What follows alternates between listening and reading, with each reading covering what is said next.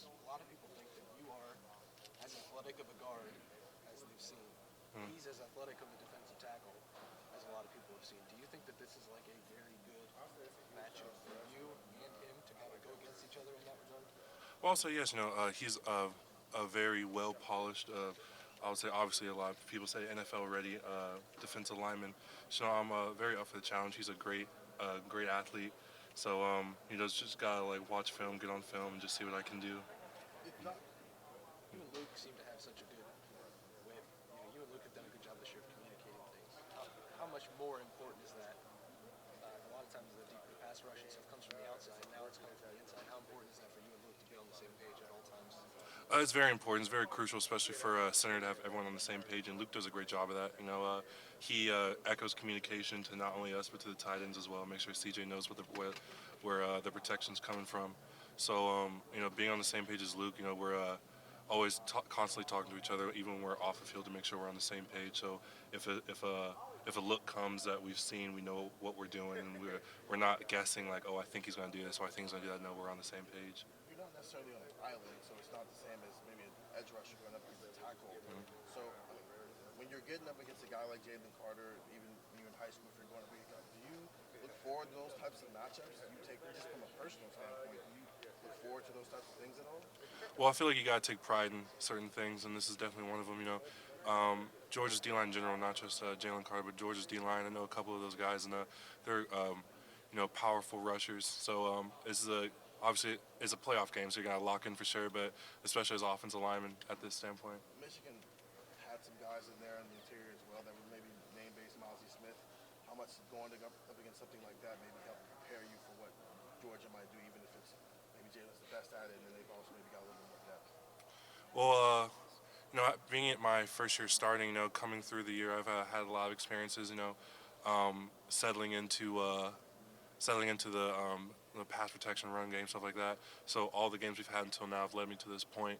So I'm just looking to just execute with my teammates and just going out there and having fun. How do you feel like Enoch and Josh held up there on the other side, the other guard position there, stepping in for Matt? Well, I felt like they did great. They're getting great moving off the ball. They were settling in there in pass protection. It's kind of just that next man up mentality, and it's that mentality you have in the O-line room. You don't know when your number's called, but when it is called, you got to get after it. So I think Knock and Josh did a great job over there. Has Matt been back in the mix already, or is he still kind of working through stuff? He's working back right now. I'm not a trainer, so I can't really tell you, but I feel like he's working back. Donovan, watching the way that Georgia played against Tennessee, they were blitzing quite a bit. It seemed like kind of like right through the middle of the offensive line there, bringing safeties and linebackers. As an interior offensive lineman, what's difficult about being able to see those kind of pressures coming from second and third level defenders? It's just mainly communication.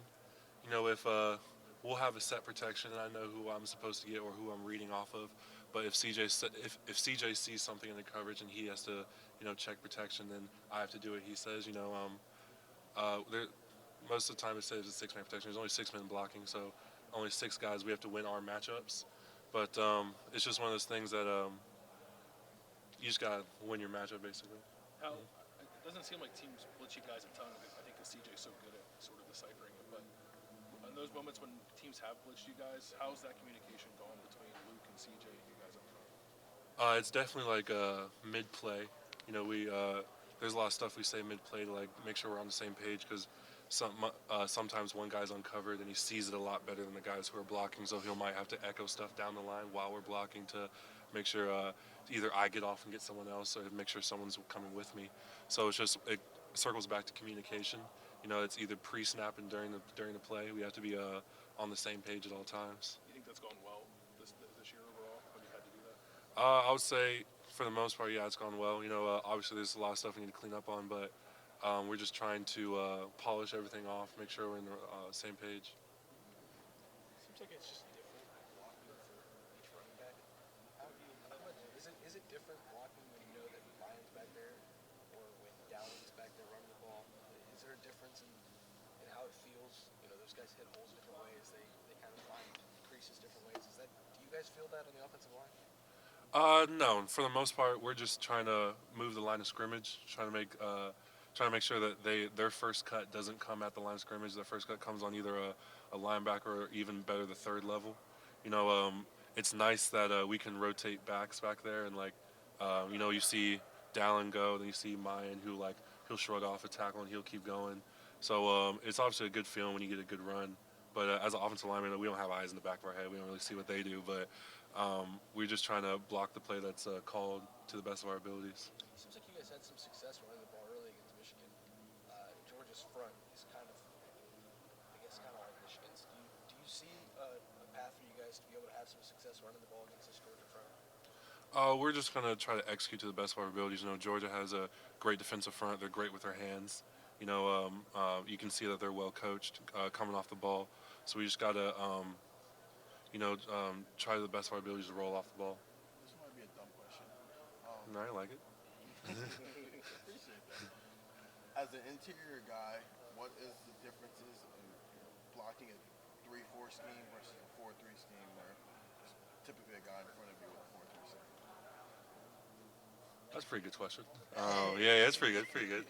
I would say with the 4-3 scheme, obviously, like there's a guy either to the inside of you or outside of you, so you know where you're going. If it's a zone scheme, you're going to zone to either direction, or you're going to double team with somebody that direction. With a 3 down front, you're kind of you're basically double uncovered. So it depends on what the play is called, but you gotta either chip something or do something. But it's kind of hard to ask. It depends on what the play is called. So I guess with the 3-4, is it not saying there's not urgency to get to the second level regardless because you're trying to maul people. That's what you're doing there. But is there a little more urgency to do that when you know there's not a guy lined up directly in front of you and the other guy might already be taken care of? I was saying a 3 down front, you gotta think a lot more, because especially since you're double uncovered, you gotta know like if they're bringing outside pressure, if it's gonna be internal pressure.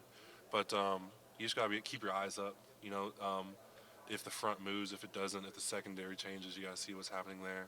But just keeping your eyes up, keeping awareness of what's going on, even if there's no one in front of you.